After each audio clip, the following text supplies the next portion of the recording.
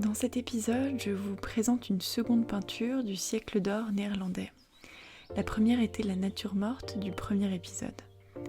Le siècle d'or néerlandais suit l'Union d'Utrecht, signée en 1579 et qui s'étend à peu près jusqu'en 1670. Ce traité unit les provinces qui souhaitent se séparer des Pays-Bas espagnols. Les provinces unies deviennent une grande puissance commerciale au cours du XVIIe siècle. La liberté de culte permet aussi d'attirer les érudits de toute l'Europe et cette diversité participe à la richesse de l'Union, où la prospérité permet l'emploi et il y a une vraie liberté d'opinion. Pendant cette période, la peinture de portrait devient accessible à une plus grande partie de la population. Les portraits étaient exposés dans les intérieurs des classes moyennes ou classes bourgeoises, donc dans leur vie privée et leur intimité. Mais ils étaient tout de même destinés à être admirés par des visiteurs pour donner une certaine image des personnes représentées. Ces peintures peuvent donc illustrer, dans une certaine mesure, la vie privée de la classe moyenne du XVIIe siècle aux Pays-Bas.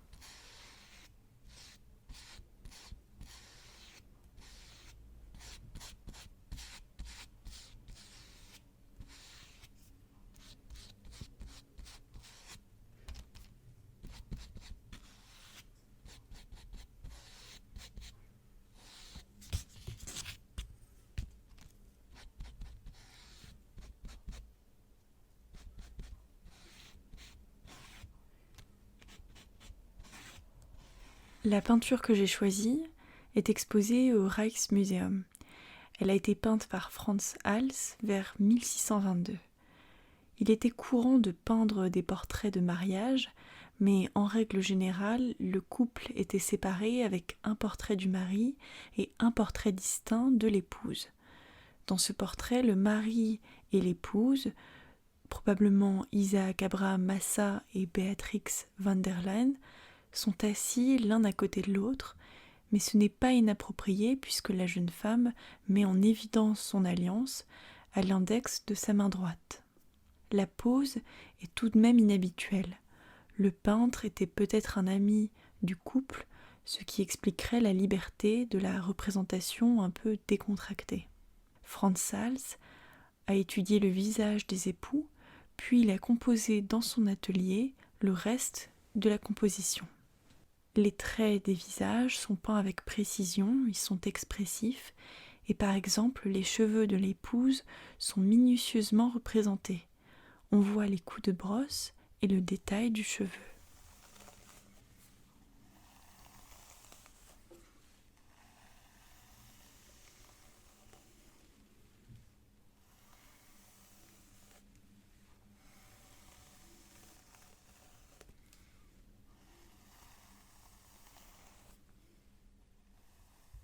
Différents symboles sont placés autour des époux. La vigne qui entoure l'arbre derrière eux évoque l'attachement puisqu'il est quasiment impossible de l'en détacher. Cela rappelle également le psaume 128 de la Bible qui compare l'épouse à une vigne féconde. Le chardon bleu à gauche de l'époux symbolise la loyauté et la fidélité. Sur la droite de la composition, on peut voir un jardin en fond, éloigné de l'endroit où s'est assis le couple. Le jardin est agrémenté d'une fontaine, de statues, des couples s'y promènent et on y voit un couple de paons. Il s'agit encore d'un symbole puisque les paons restent ensemble toute leur vie.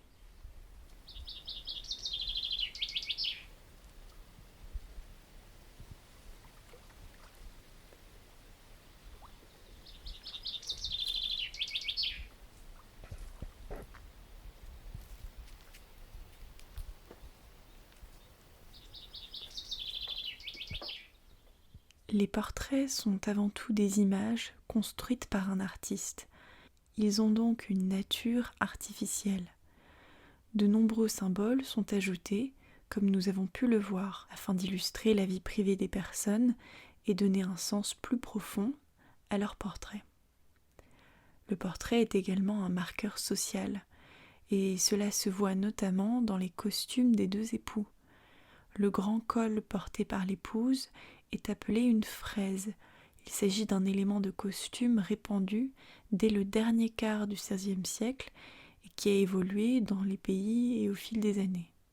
Elle est également coiffée d'un bonnet brodé de fleurs et tenue par un ruban rose. Sa robe semble être faite de velours violet foncé. L'époux porte quant à lui un grand chapeau noir, comme son costume, agrémenté d'un col en dentelle. Les deux époux portent des manchettes de dentelle.